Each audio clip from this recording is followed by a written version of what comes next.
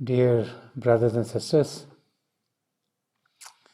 as we look at our lives, we all face one problem or another.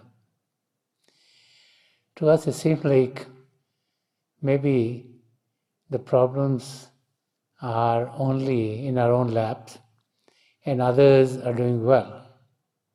And as the saying goes, to us it looks like grass is greener on the other side.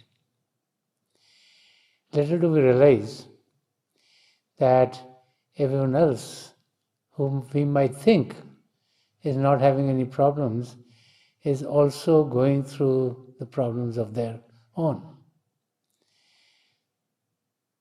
Saints and mystics have been telling us that we live in a creation made by the Creator. The Creator, whether we call Creator God or Vaheguru or Jehovah or Paramatma or Ishwar or by any other name, the Creator is the one who brought creation into being. And everything that happens to us is under God's will. Now, based on our karmas, some karmas which we have created for ourselves in this lifetime, and some karmas which have been created by us, and when I'm saying by us, which is by our soul, which is our real self, when it was in a human life before. Some of those karmas we are dealing with in this lifetime also.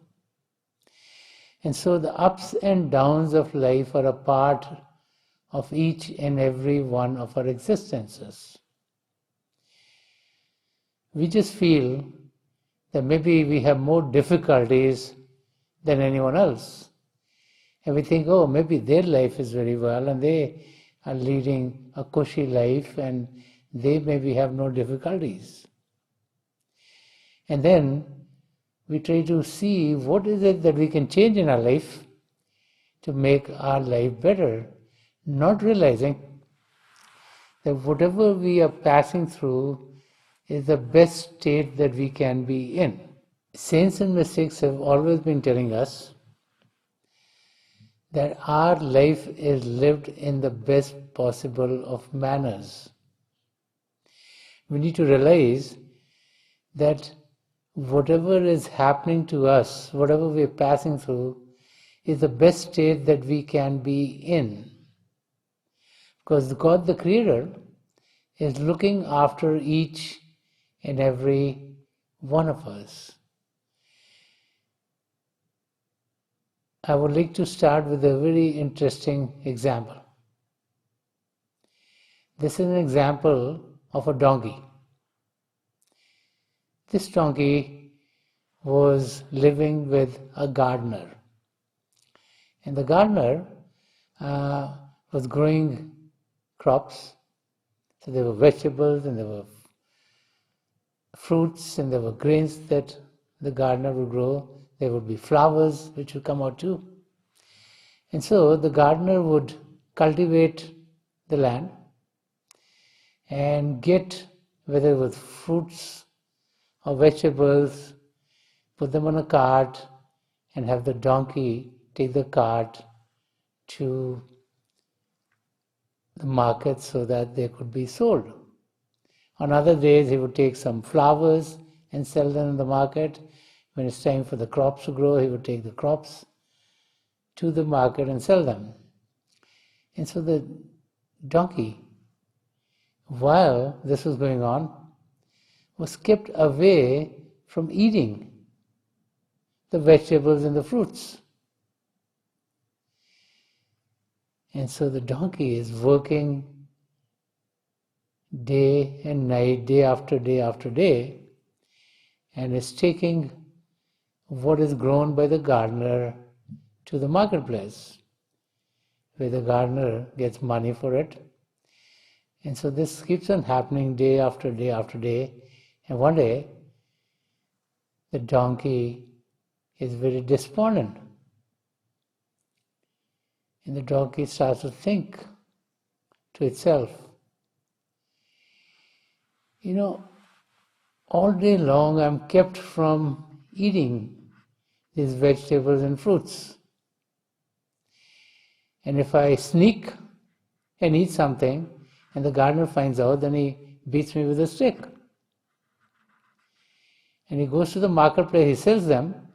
I take them from here, there, and people buy them, but I don't get a chance to eat them. So he's getting distressed. And so he prays to God. He says, "Oh God, my life is very difficult. Please give me another kind of work. So I'm away from the gardener because here I have the nice vegetables, I have the nice fruits, and I can't eat them." And lo and behold, the next day,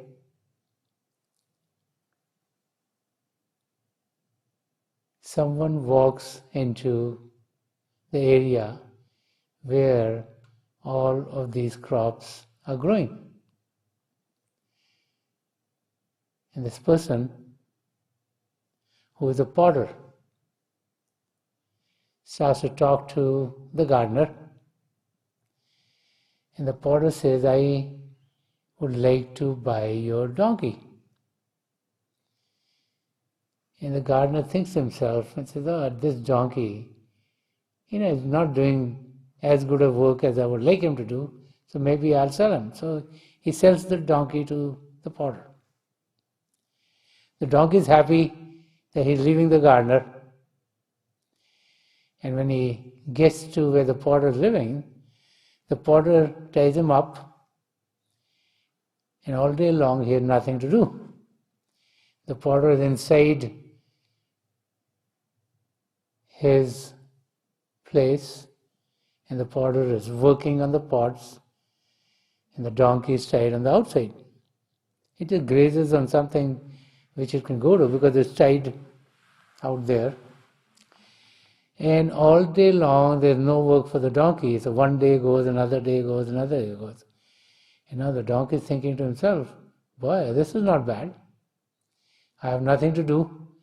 Now I can't go away and I can't graze other areas, but at least I'm just around here, and life is going on well for the donkey." And all of a sudden, as 1 week ends, the potter comes out and brings a cart. So he starts to load the pots that he's made on the cart. And he's loading them, he's loading them, he's loading them. And the donkey is seeing what's going on. And then all of a sudden, as the cart is loaded, the potter takes the donkey and puts the donkey where the donkey would be taking the cart and taking it to the marketplace. The donkey starts to move, but it cannot move because the cart is very, very heavy. It tries again, can't move it. And a stick comes out in the hand of the potter, and he beats him up. So the donkey uses all his strength and starts to move, and moves all those pots to the marketplace. The potter is there picking up some of the dirt that he needs to use to make more pots, and with great difficulty the donkey gets back. And so this starts to happen every week. And now the donkey is getting very despondent. Because now every week it's such a heavy load that he has to carry. It looks like his back is going to break. And he prays to God again. "Please God, this is unbearable. The pain is unbearable because the weight is too much." So when the prayer goes to God, God looks at what happened with the donkey, and God looks that he was pulling a cart before, he's pulling a cart now. Let me give him a chance where he doesn't have to pull a cart and see how the donkey is going to like that. So the next morning, a zookeeper showed up to where the potter is. And he makes a deal to buy the donkey from the potter. The donkey is happy that he's not going to have to lift all these heavy weights. The zookeeper takes the donkey to the zoo and puts him in one of the cages. The donkey is fed at certain times, and then at the times when the zoo is opened, the donkey is expected to go to the kids and the other people who come to see the donkey. The donkey remains in the cage, and there's no place for it to go and graze. At the allotted times, the donkey is definitely fed, but the donkey is expected to smile at the children and the people who come to see the donkey. And as time goes by, the donkey realizes that it's always in a cage. It has no freedom, it can't go anyplace. And he starts to get very unhappy. He starts to think as to how the life can get better. So the donkey prays again to God. God, please give me my first life. So that was better. I can move around all the areas where the gardening was going on. I could graze here, I could graze here. And so God realizes that the donkey has learned a lesson and sends him back to the gardener. When we think about this story, this is the plight that most people are in.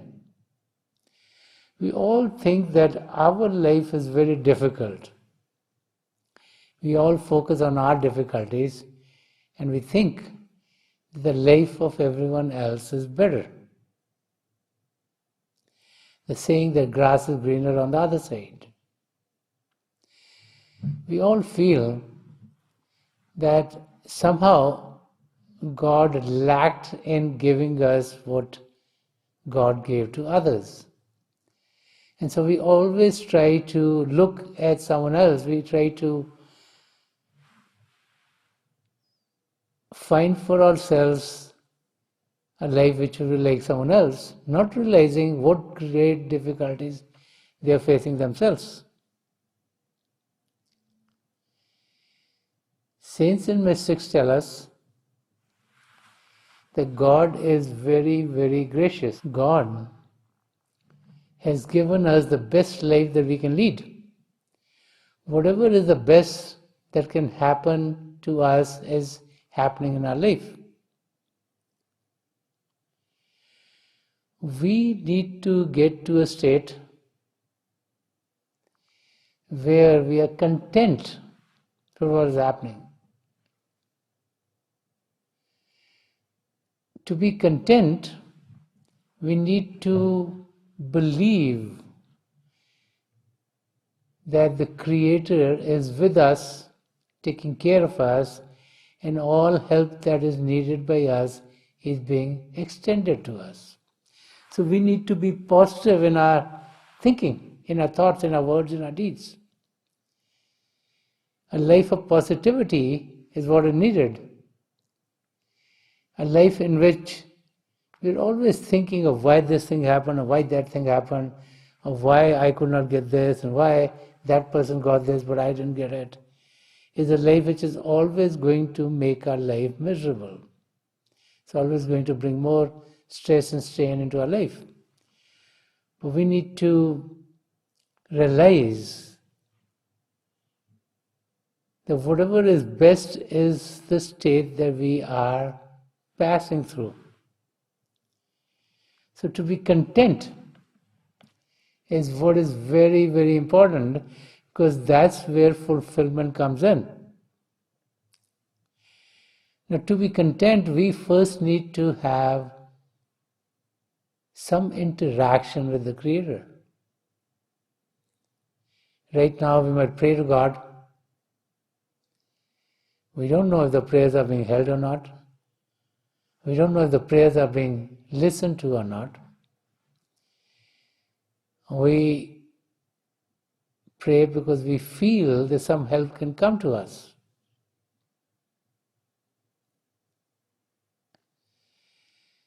We are always asking for things. God, please give me this. God, please give me that. Not realizing that God, the Creator, knows everything. God knows about our past, God knows about our present, God knows about our future. And so, everything is known to God. Sant Rajinder Singh Maharaj, who gave guidance to millions and millions of people all around the globe, to be able to experience the realities of this existence. He said in one of his verses कि नहीं जानता कि मैं क्या तुझसे मांगूं, नहीं जानता कि मैं क्या तुझसे मांगूं, जो मेरे लिए है भला चाहता हूं. So when we translate this into English, it would be, I really don't know what to ask of you, O God. Please give me whatever you think is better for me, is well for me. We only have an inkling of what we are going through in this lifetime. We have no inkling of what has happened in the past. We have no inkling of what will happen in the future. But God, the Creator, knows our past, knows our present, knows our future. So when we become the doer and when we are asking for things in what we think is right for us, it's in a very narrow arena of our existence. But when we leave it up to the Creator, up to God, because God knows our beginning, God knows our present state, God knows the future for us, then God the Creator decides what is right for us and which is what is happening. And so when we understand that, then we start to be content with this life. And those who are able to get to that state are the ones who pass through this life very, very nicely. Otherwise, all life long, we're always thinking, oh boy, this could have been better for me, or that could have been better for me, or why didn't I get this, or why did someone else get that? Whether we're worried about our physical health, or whether we're worried about our relationships, whether we worry about our finances, whether we worry about our spiritual state. These all are there to keep us in a state in which we always feel that maybe something else would be better for us.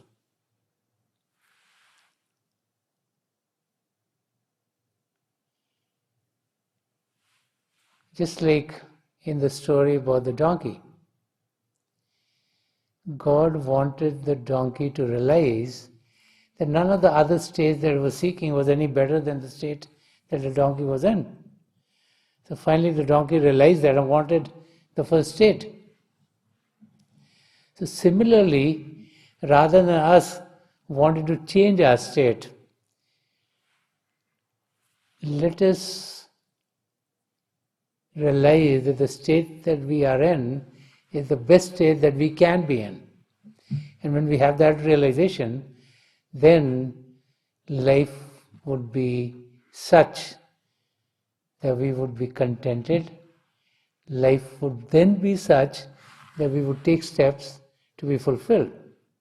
Now, to get to that state, we need to experience some connection with the Creator.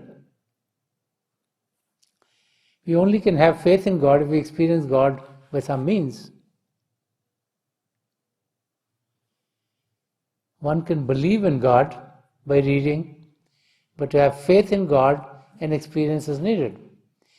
And so an experience of God comes as we meditate, as we go within ourselves. Because God is not up in the sky.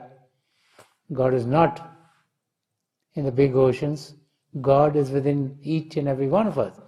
And so as we meditate, we then connect with the Creator within. We connect with what are called the two primary manifestations of God, that being the divine light and the divine sound. And as we connect with this divine power within, then we realize that there is a protector. There is someone who's guiding our life. There's someone who's leading us towards our goal. And as that happens, then life starts to be very, very beautiful. Then life starts to be lived in a manner in which it should be lived. The realization of the presence of God with us is something that no words can explain. The realization that our life is in God's hands has no other comparisons. And when we are in that state, then we are joyous, we are fulfilled, we are happy. And then we realize that our grass is green. We don't have to look at anyone else, because we realize that we are in the best state that we ever can be.